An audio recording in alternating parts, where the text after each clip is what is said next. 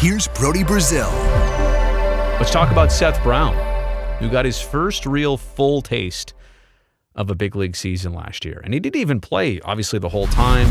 Pinder was in right for a little bit. Piscotty had a hard time staying in the lineup with health issues, and that's where Seth Brown was a lot of times in right field. But splits-wise, he faced a lot of right-handed starters versus barely any left-handed starters. They really like him on the righty-lefty matchup.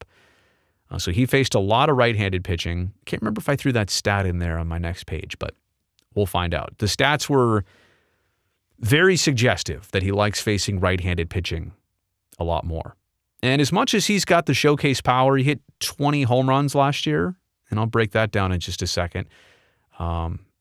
20 home runs in limited playing time, the pace for him, I think if you extrapolated it, he's a 30-something home run guy if he got a full season of opportunity. But more than the bat, more than the power specifically, is he's a pretty good glove out there in right field. I don't think his glove got enough credit for some of the diving and tumbling catches and a pretty good arm out there. He's got to make the long throw from right to third. So I think that stuff probably goes under the radar with Seth Brown. Now, maybe he doesn't play right field as much this year. I've seen him in spring training already getting some looks at first. This is part of that juggle and the puzzle pieces for the A's. They don't have a first baseman, at least a surefire one at first or third. So there are some opportunities here for a guy like Seth Brown to maybe not just have to play right field, but also get another look on a more regular basis at first base. So I just want to point that out. Good glove defensively, but how does it work at first base? Maybe Scott Hatterberg could tell us, or maybe Ron Washington could tell us. It's incredibly hard. Oh, and I put on there a second half bat. So, there it's the bottom. I know I normally wouldn't do this. It's on the bottom of your screen here, but he hit 191 in the first half for average. He hit 250 in the second half. But here's the crazy thing. 10 homers in the first half, 10 homers in the second half. The home runs, the power was equally distributed. But the average went up 60 points from the first to the second half of last season.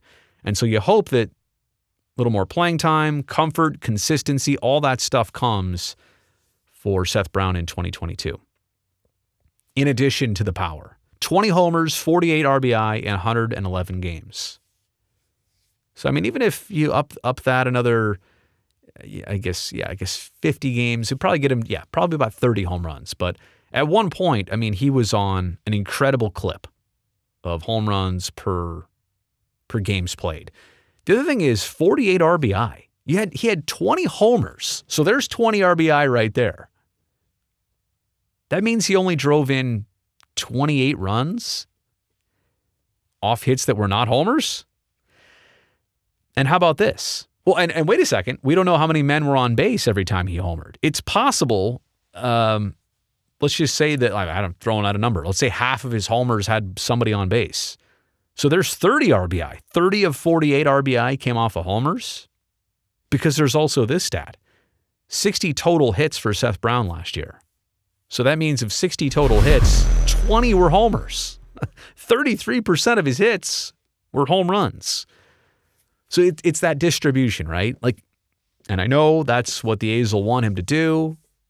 Homer, when guys are on base, it can change the game with one swing. But obviously, you want a little bit more probably hitting for average as much as he's hitting for power.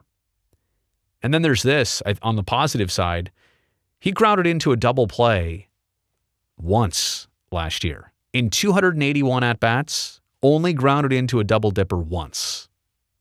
So, as much as we're talking about hitting for average more and, keeping that second half trend of average going up and, keeping the home runs, but also continuing the average, hitting for average, the fact that he didn't make the A's pay in double plays, something to that. So, big bat, second full go-around of the season. I'm looking forward to this one for Seth Brown.